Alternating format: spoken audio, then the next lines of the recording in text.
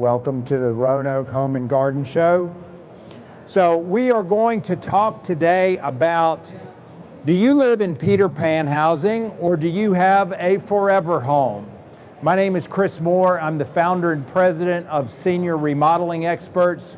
We help people create forever homes that they can safely and comfortably live in for the rest of their life.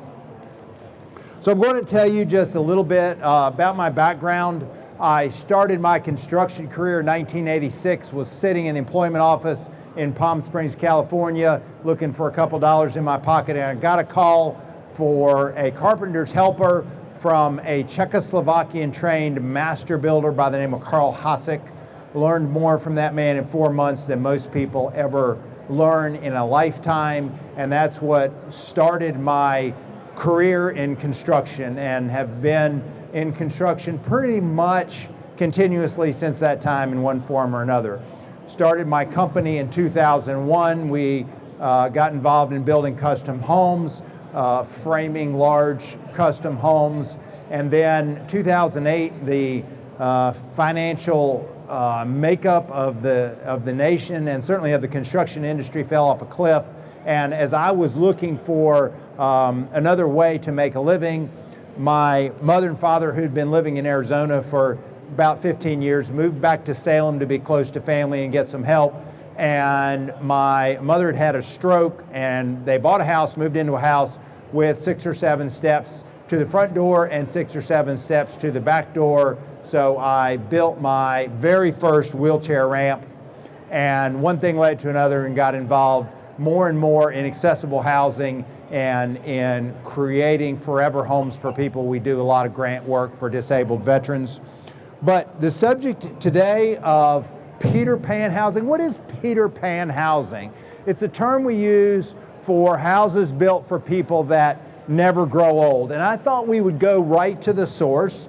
I have some pictures here of the house that J.M. Barrie, who was the author that created Peter Pan, the story of Peter Pan, the little boy that never grew up, that, you know, it kind of just resonates in all of us somehow, because that magical quality of childhood, somehow we all yearn for, you know, going back to that day when we could be children. But this is a picture of the house in London where Barrie lived. You can see the balcony. That was the inspiration for the idea of Peter Pan flying off with the children. So what can we say about this house? It's a beautiful house. In fact, I saw where it listed several years ago for over $10 million, this house for sale. It's elegant. You see the clawfoot tub, you see the timeless beauty of this home. It's sophisticated and it's timeless. But when we look at this house, what do we see that it is not? What does it not contain? It is not built for people who grow old, who struggle with stairs, who struggle with getting in and out of a clawfoot bathtub. It is not accessible in any way, shape, or form for anybody with a mobility impairment. It is not suitable for anyone with a mobility impairment. It is not helpful for fall prevention. And the next question, where is it located? We know this particular house is located in London, but when we think of Peter Pan housing, where is it located? In Neverland.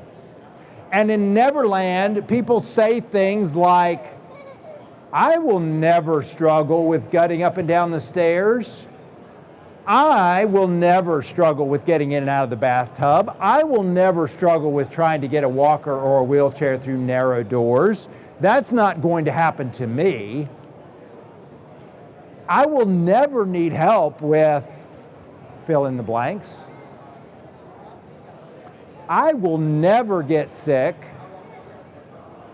and I will never grow old. This is what people say. If not out loud, they think it to themselves. However, in real life, life happens. For years and years, I told people that you become caregivers suddenly things happen to people and you become a caregiver. You should prepare your home. You should put in some accessibility features. You should make the home accessible today so that, if that happens, you'll be set. You'll be okay. Don't hide your head in the sand like an ostrich. This is what I told people. And then in January of 2022, my wife of 22 years was diagnosed with stage 4 lung cancer. And I suddenly became a caregiver. I suddenly was in the shoes that I had told people about to watch out for. And while I was able to make my home physically accessible because I know how to do these things, I was not emotionally or mentally prepared to deal with suddenly becoming a caregiver. And when my wife went to meet Jesus in July of 22, I was not prepared to be a widower. I was not prepared to have my life ripped out from under me. And yet, what I found out was that while life can turn itself upside down on you very suddenly, you have to carry on. You have to continue with your life. And I found that it's in the dry places, it's in the barren places, it's in the places of pain that you actually grow. Your faith is tested and you find that you become stronger and you become more resilient. So, in the context of aging in place, in the context of people trying to stay in the homes that they love, I did a little research.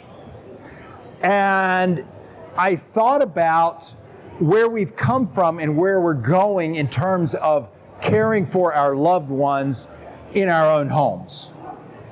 This is a picture of the Waltons' home. We've all seen the TV show The Waltons, where the grandparents and the parents and the children all live in the same household.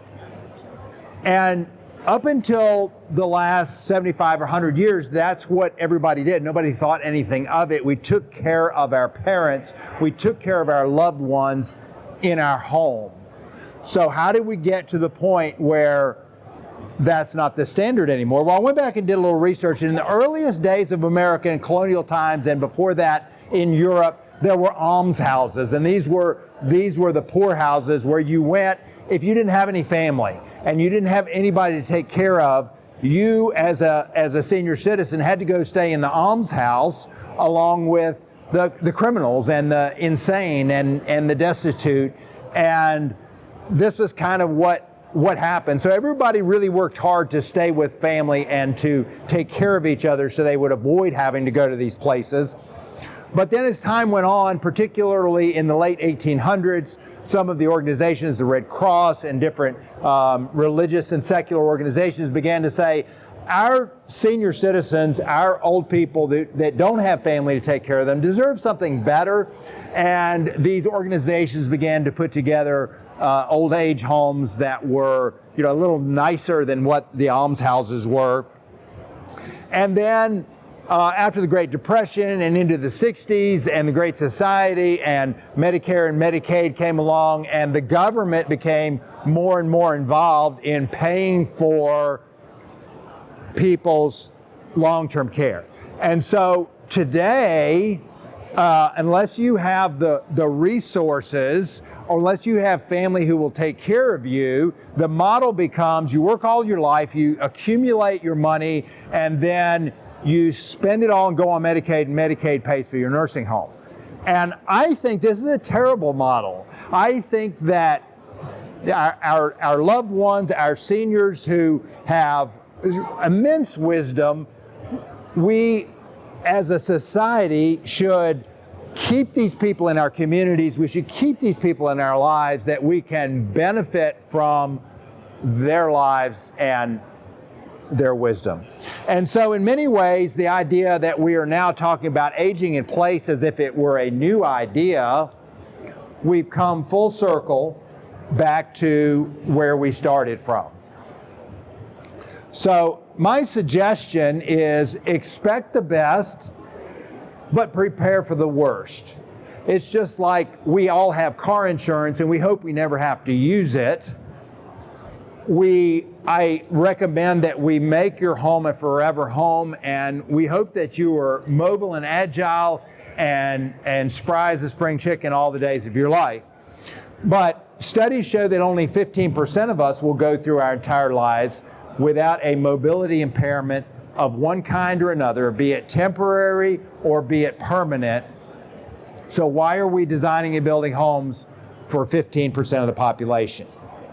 And it is not surrendering to the ravages of aging to modify your home to make it more accessible. It's smart planning. One of the things I've noticed living in the beautiful Blue Ridge Mountains of Virginia is that one of the most beautiful times of the year is fall. The trees turn all kinds of brilliant colors, and those leaves on those trees in the last days of their life is the most colorful time of their life. And I liken that to us as people, that as we get older, we have the potential to have our later years be the greatest times of our life. And I bring up a few examples of this. Laura Ingalls Wilder of Little House on the Prairie fame wrote her first book at the age of 64. Benjamin Franklin was 70 years old when he signed the Declaration of Independence and 81 when he signed the Constitution. Grandma Moses, who you see pictured here, was 76 years old when she started painting. And she painted every day for the next 25 years. Think about that. And then Colonel Sanders was over the age of 65 when he started Kentucky Fried Chicken. And he had the idea that he would go out and he would ask people to pay him a small commission every time they used his recipe. And he asked over 1,000 people before the first person said yes. So talk about perseverance. All right. Let's get back to housing. I kind of got off track there for a minute, but your house is not just a house, it's the setting for the rest of your life. And so we at Senior Remodeling Experts, we work very hard to create the kind of home that will be a nurturing, a safe and beautiful and accessible home for you. So to create your forever home, what are the characteristics that we look for when we are creating a forever home? It's the opposite of Peter Pan housing. It's housing built for the other 85% of us. So some of the characteristics we look for, it is safe. We look to eliminate fall hazards. We look to eliminate hazards for people that could cause injury.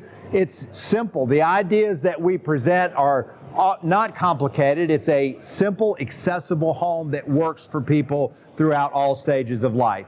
It's flexible. It can be adapted. An example of that would be we create cabinets in bathrooms and kitchens that can be converted from standard cabinetry to roll under for seated or wheelchair use. And it's impartial. Works for people of all ages and abilities. And it's more than just housing. When we talk about successfully aging in place, housing is certainly one part of the equation, a very important part of the equation, but we also have finances as an important part of the aging in place equation.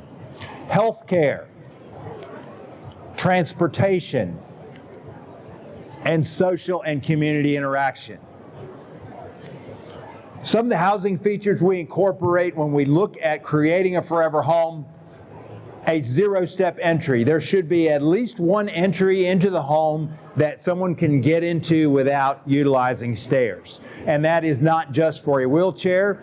Those features which benefit a person in a wheelchair also equally benefit the young couple with the baby in the baby stroller, or the person with the walker, or the person delivering the refrigerator. All of those things equally benefit from a zero-step entry.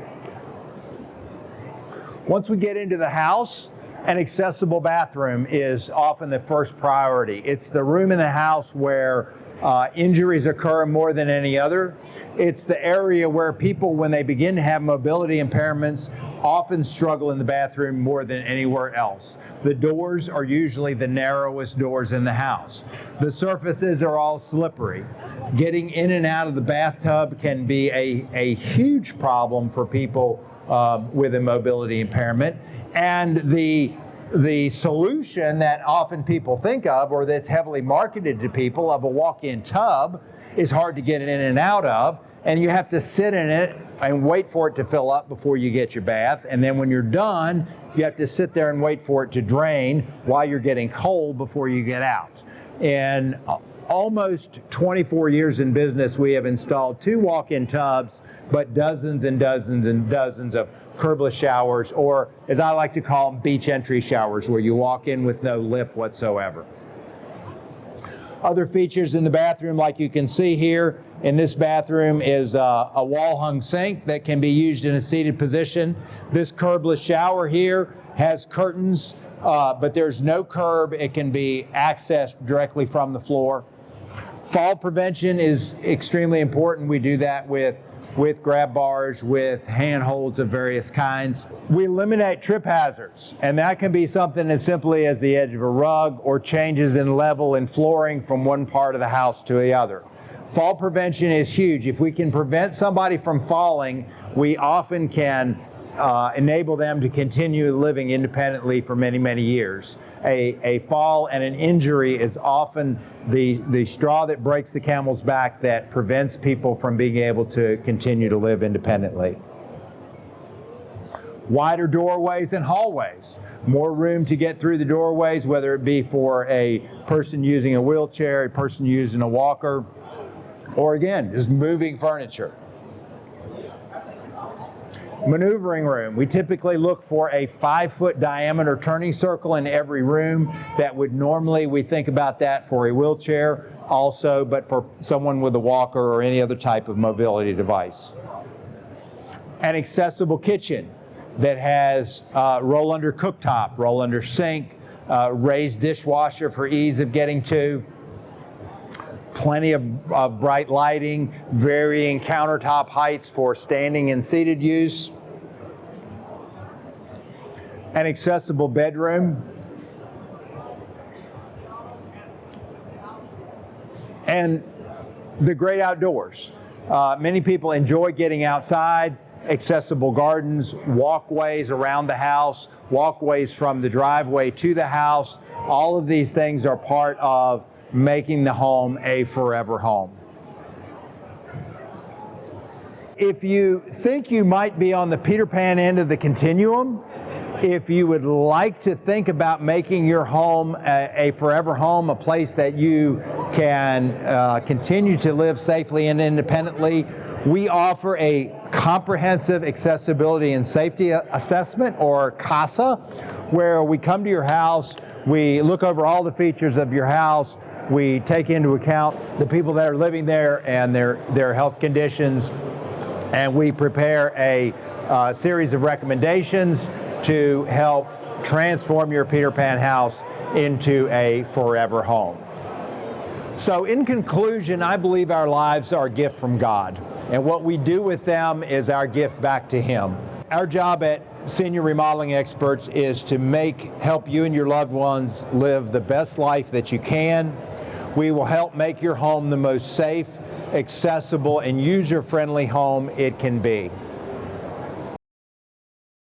If you are ready to turn your Peter Pan house into a forever home, call Senior Remodeling Experts at 540-384-2064 or visit our website, seniorremodelingexperts.com. I look forward to hearing from you.